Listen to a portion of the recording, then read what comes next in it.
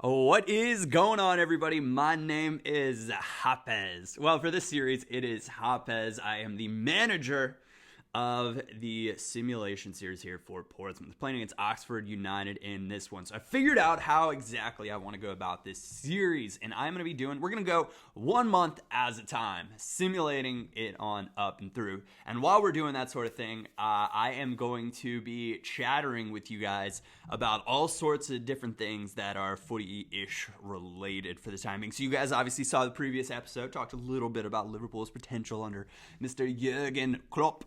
And today we're going to address, I'll talk about some of the stuff that we've got going on as well, because it's just like the deadline day ends and happy days, and we're finally into September, and we can get on with the business of simulating. Some of the training you'll see me play, some of it you'll see me simulate, but realistically, I just wanted to feel like this was kind of like a live streaming series, very, I don't know, kind of natural. Like we'd be hanging out, just chatting about some footy and, kind of playing along while we're doing it. And then once we get up a little bit higher, then we can play the games and we'll get real frisky with it. McGurk, though, he's been a good player for us. He really, really has been so far. And hopefully he'll continue to do that. And hopefully our scout will bring back some players, because that would be absolutely amazing.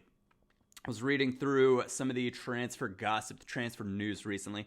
Saw Ross Barkley up there, potentially heading to Manchester City. And I saw that and I was like, what? Though I suppose it makes sense, because he's one of the most exciting young English midfield talents around right now. But does City really... Yaya Touré's getting up there in...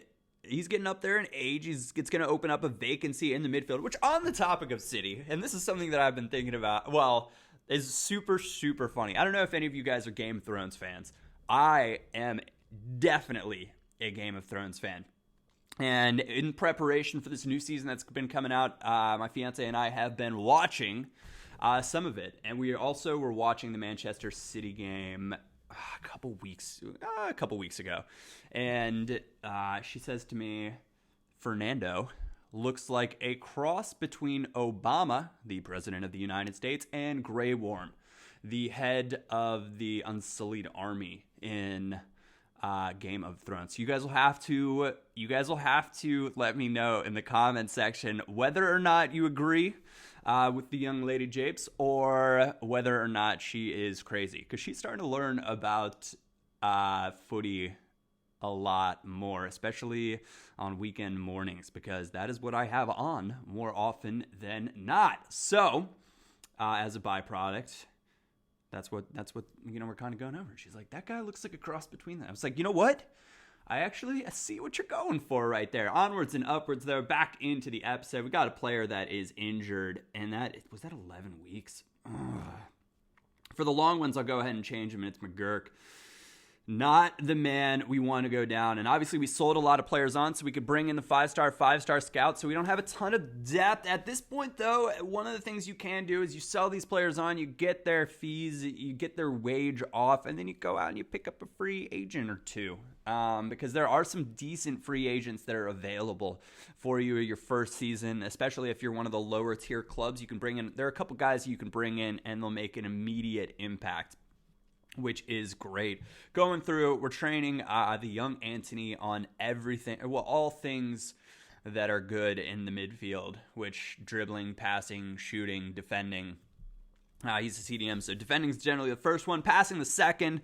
It is nice to have that extra ball control, and then I generally like training their free kicks or their set pieces as well, or some form of shooting, because and there you go, the assisted free kicks, because if you can start training those early, then you've got a set piece taker, and you don't have to worry about someone else kind of coming in or bringing someone else in to kind of like train it up. So we managed to get him up to 60 rated right now, just a few points shy, but I think he came in as a 56 or 57 rated. I can't remember totally right now, but by the end, if we keep training him like this, assuming, though, the scout brings in a few decent players, then I'll be, spreading the love a little bit more around the youth academy and training a little bit of this, a little bit of that, because we want a very well-rounded side. On Wednesday, September the 16th, playing against Leyton Orient. And slow start to this match, 20 minutes in, no action. When it starts doing this on the right, when you're simming, you're like, FIFA? But we managed our right back, Davis. He's our penalty kick taker, and he actually has, I think, somewhere around the 70s in penalties, which is not too shabby. I should be more diligent and disciplined about going through and changing about the squad roles to make sure that we actually have the best people in their spots. Drop 1 point, maybe. Not the end of the world.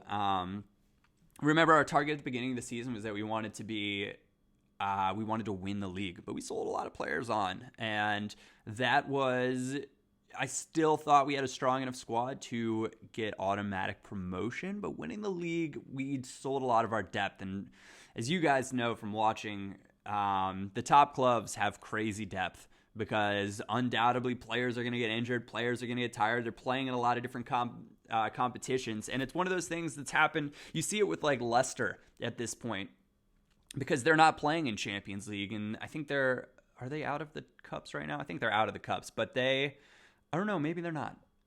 I should have checked that before I went into this ramble, but you're seeing that with the other teams that are challenging for the title right now in the BPL are all playing in other, Champions League competitions and Euro leagues and stuff like that, and they just have a ton more matches to play. And Leicester's like, hey, we're looking towards the weekends, and that's really all we have to focus on. We have the opportunity to stay super, super rested because we're not over committed to all these different It's not over committed if you have the squad to deal with it, but Leicester's depth is not the same as like a Manchester City, who's got, almost a second starting 11 that they could put out anytime they wanted to.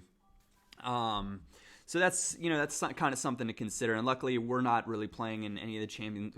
Obviously, we're in the N Power 2, so we're not playing in Champions League or anything like that. We did have the paint trophy, but I think we're eliminated. I don't know. I need to keep better tabs on that rather than going about it. On that topic of Leicester, though, I want you guys to let me know if you think in the comment section down below as well, because reading the comments when it's actually like footy related is super fun. And I also wanted to say thank you guys so much for the encouraging comments in the previous video on the young on my engagement. So that was absolutely awesome. These are the players we brought in, and really nothing great. The keeper, maybe, and I was like, I could sign him. Luke Woolery, I saw the 94, and I was like, I want to sign him. But his is right now, he really wouldn't be helping the squad. So I was like, okay, we'll scatter it out another month, see how it goes. But let me know if you think Leicester is going to finish in the top 4 in the comment section down below. Personally, I think there's a chance, which is crazy. It is absolutely crazy to think. And I don't know what to make of it. And that financial boost you get for finishing in the top 4 and just getting to Champions League football is huge. So that could do absolute wonders for the club as well. It also would help them retain a lot of their top talent if they don't move on in this window. You've got the Jamie Vardy, who's 29 years old, but he doesn't have the wear and tear on his body of some of the guys that have been playing at the top level for a long time. Being rumored to go to Chelsea, along with, Chelsea's already picked up the young New York Red Bulls center back, I believe Matt Miazga, who has been described by one of his previous teammates as being dumb as a donkey. You can include that in probably top 5 things I never want somebody to say about me, because that's just brutal. But he does, I guess, there is some potential there. A lot of people saying he's going to go to the loan army, but saying he's going to be a squad player. So he's going to be training with the best, a mid-table club.